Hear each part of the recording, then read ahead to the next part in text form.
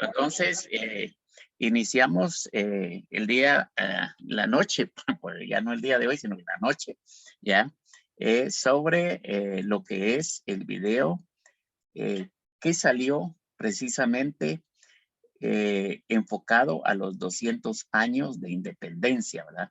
Pero desde el punto de vista crítico.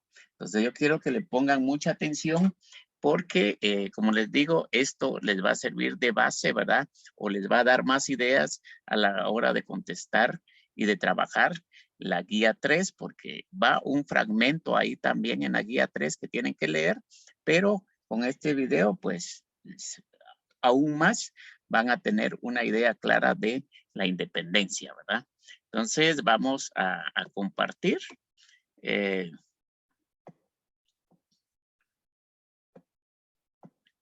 están, vamos entrando ya al video, ¿verdad?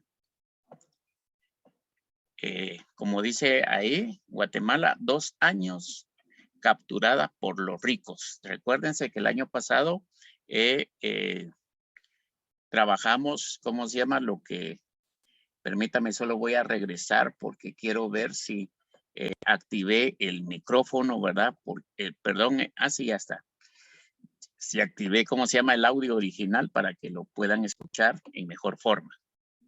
Entonces, el año pasado se celebraron los 200 años de independencia y este video es una crítica sobre eso, ¿verdad? Por eso dice 200 años capturados por los ricos. No tenemos nada que celebrar, dice.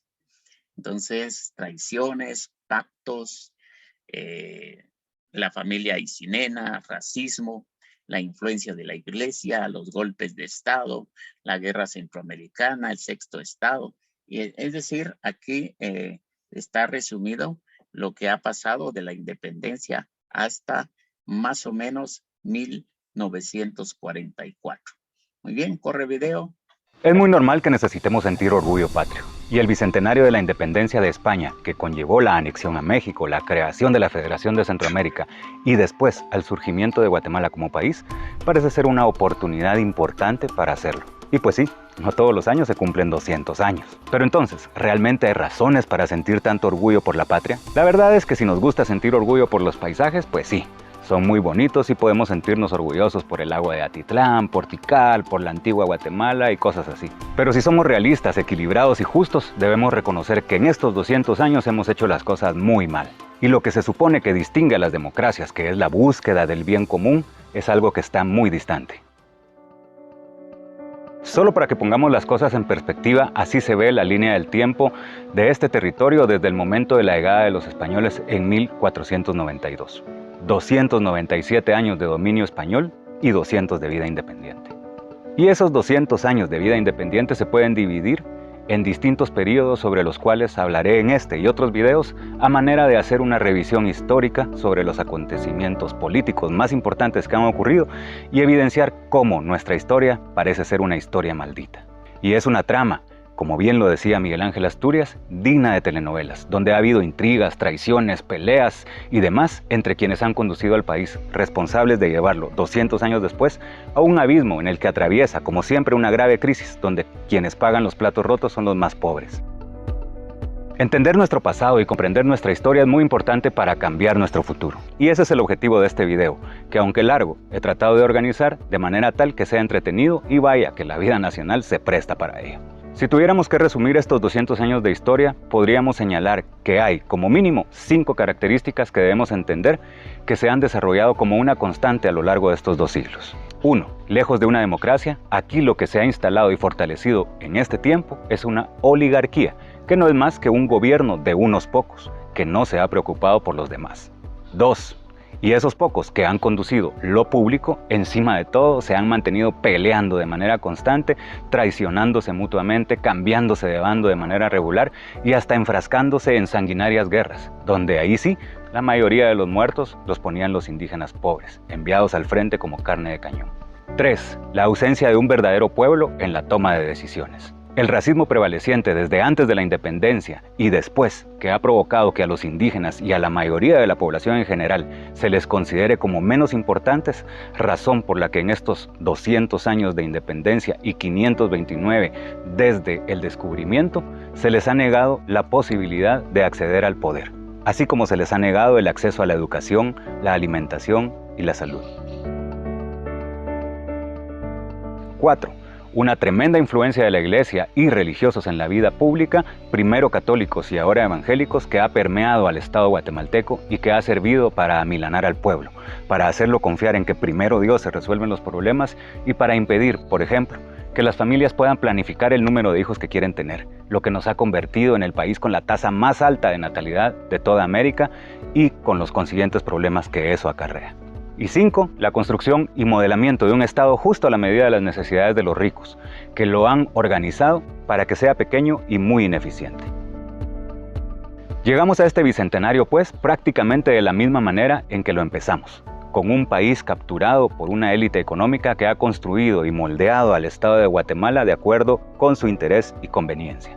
Una élite que no toma en cuenta los deseos de la mayoría de la población, que ignora sus necesidades y a la cual, a lo largo de estos 2 siglos, solo ha visto como esclava o como mano de obra gratuita o barata, como la que podía desplazar de sus tierras y como votos manipulables cada vez que era necesario hacer elecciones. Esta población, aunque ahora está compuesta por una gran masa de pobres mestizos, mayoritariamente en número y en la mayor parte del tiempo a lo largo de estos 200 años, ha sido la población indígena.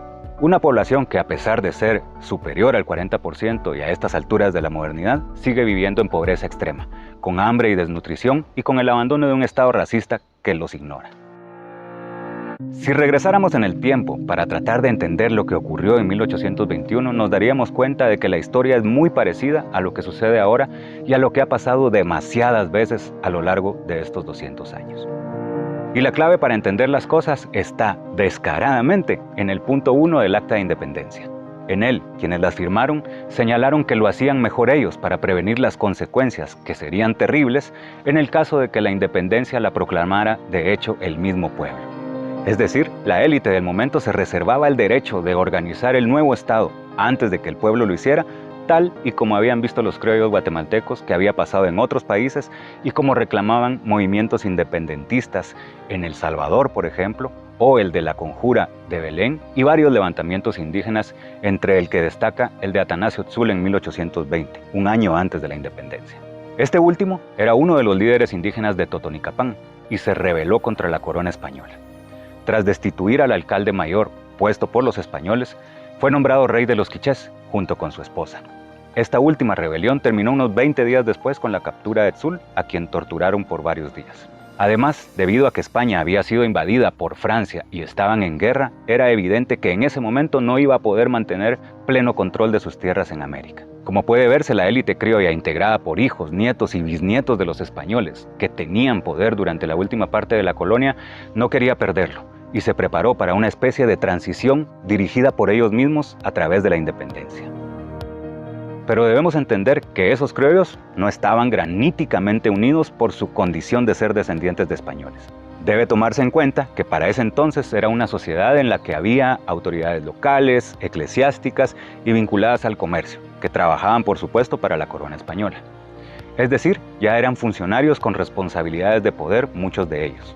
Y también debe tomarse en cuenta que para el momento de la independencia, la Pontificia Universidad de San Carlos, que había sido fundada en 1676, ya tenía 145 años de existir y de la cual muchos de esos trabajadores de la corona habían egresado, al igual que varios de los que serían después próceres de la independencia.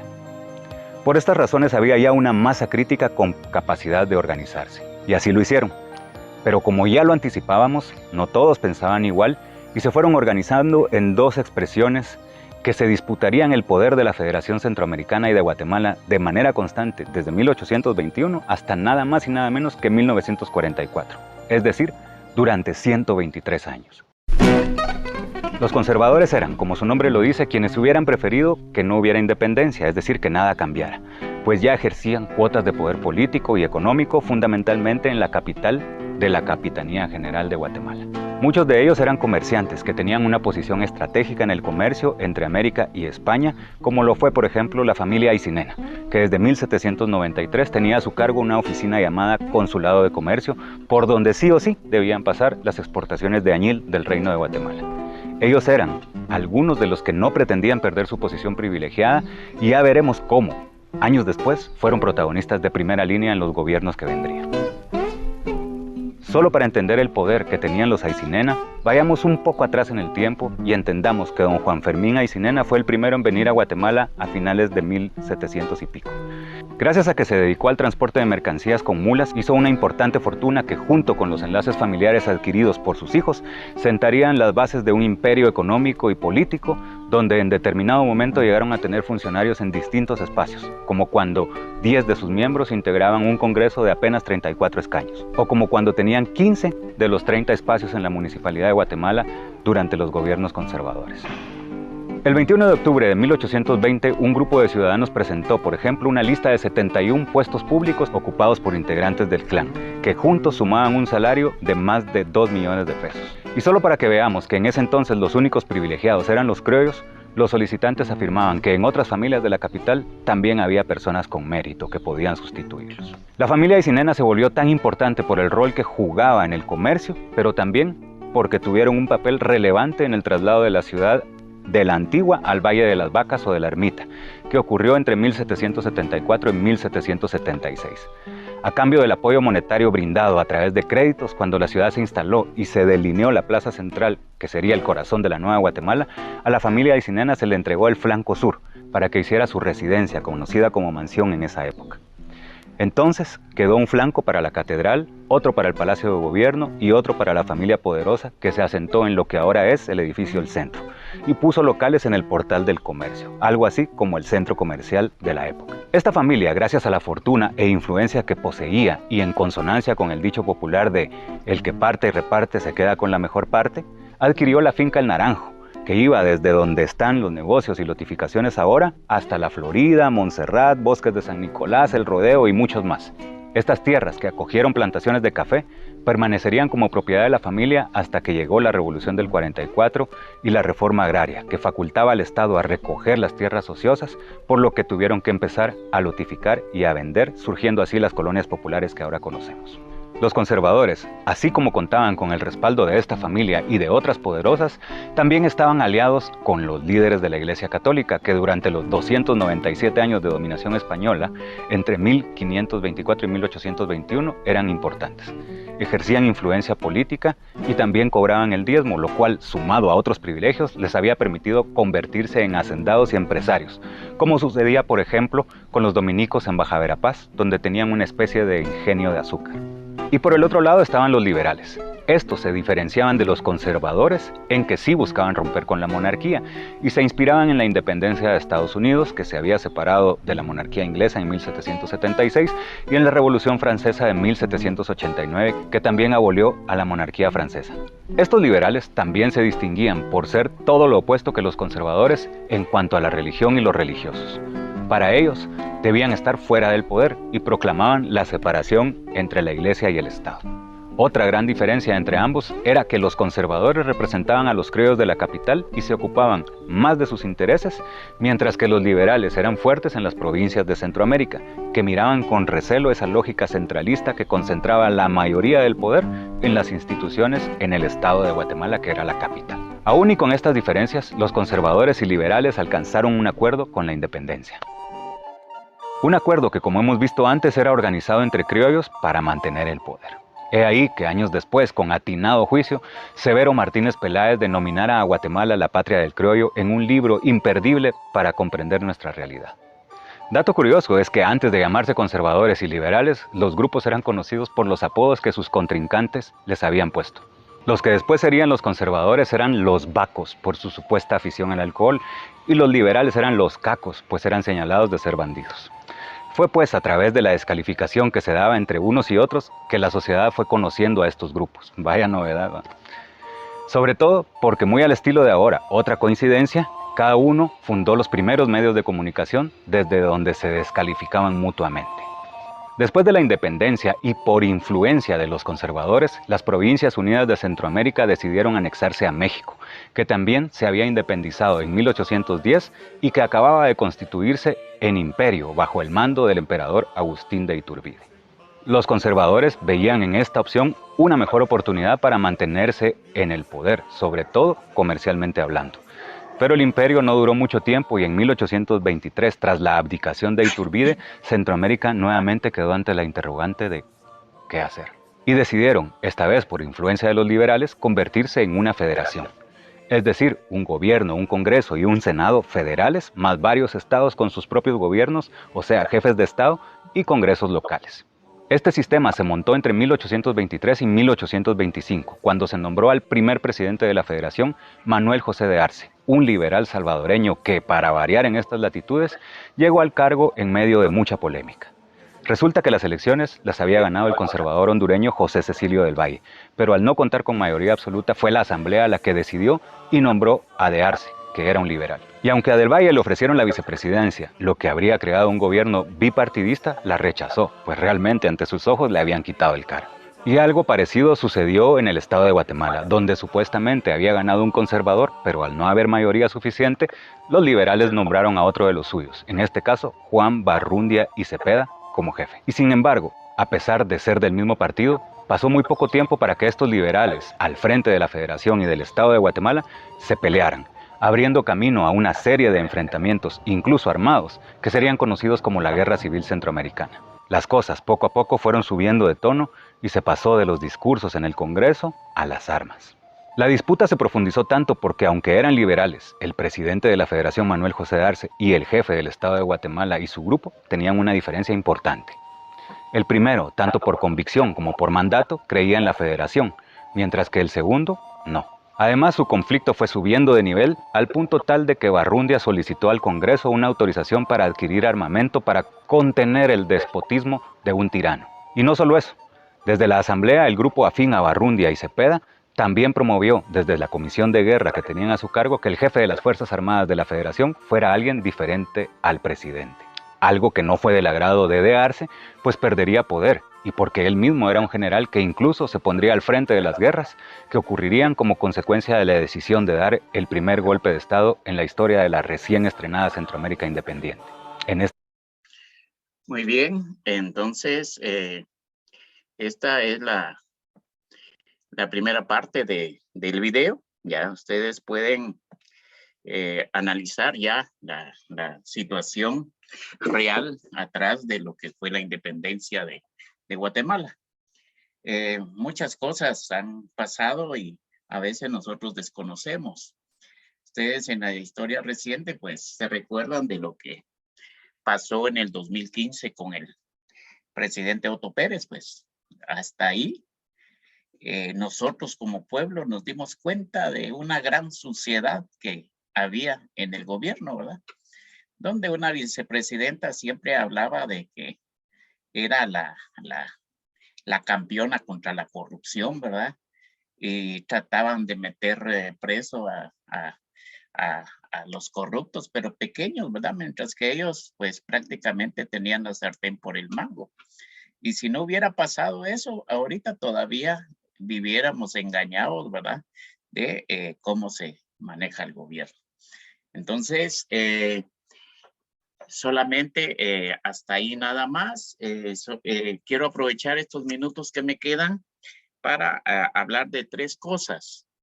La primera es de que de parte de una estudiante de la Universidad de San Carlos que está haciendo un estudio sobre estudiantes del Plan por Madurez, pues me solicitó el apoyo para que les pasara a ustedes una encuesta. Como es por medio virtual, yo les voy a subir la encuesta al grupo. Esta encuesta es optativa, es decir, no es obligatoria que lo hagan, pero sí les pediría de que si quieren ustedes participar, está en su deseo apoyar ¿cómo se llama? La compañera de la San Carlos en el estudio que está haciendo, pues lo hagan. No hay identificación de nombres ni nada de eso, sino que el enlace los tira al cuestionario que viene, ustedes nada más van llenando la encuesta y luego pues lo envían y ahí termina la participación de ustedes, ¿verdad? 1. La otra situación es de que yo no sé si en el grupo hay alguien todavía que no esté inscrito, ¿verdad? Que tenía retrasadas o por alguna situación no se ha podido inscribir. El cierre de inscripciones para ustedes es el próximo sábado 9. Es decir, ya después de esa fecha, pues se cierran todas las inscripciones. Y yo quisiera también de que hay estudiantes de que se les dio la oportunidad de inscribirse sin pagarlo de computación. Pero hay estudiantes que se inscribieron en el mes de enero y ya estamos en el mes de abril y no lo han hecho, ¿verdad? Entonces, por favor, háganlo, ¿verdad? Nosotros en el instituto tenemos, ¿cómo se llama?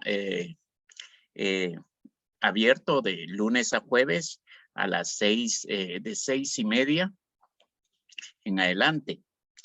La otra situación también es de que para el 30 de abril, ¿verdad? Casi un mes de anticipación se le está diciendo, tenemos la sesión fotográfica para Carnet, ¿ya? Entonces, a ustedes les corresponde el día 30 de abril. Las fotografías para Carnet se van a estar tomando en el establecimiento el 30 de 8 de la mañana a 10 de la mañana. No se va a trabajar por secciones, sino que se va a trabajar según el orden que ustedes vayan llegando, ¿verdad? Entonces, si usted quiere ser atendido porque tiene su compromiso, pues llegue temprano y se toma la fotografía. Y ahora si tiene un compromiso antes, pues salga de su compromiso y llegue al instituto. Entonces, esa es las 3 informaciones que tengo para ustedes el día de hoy. Entonces,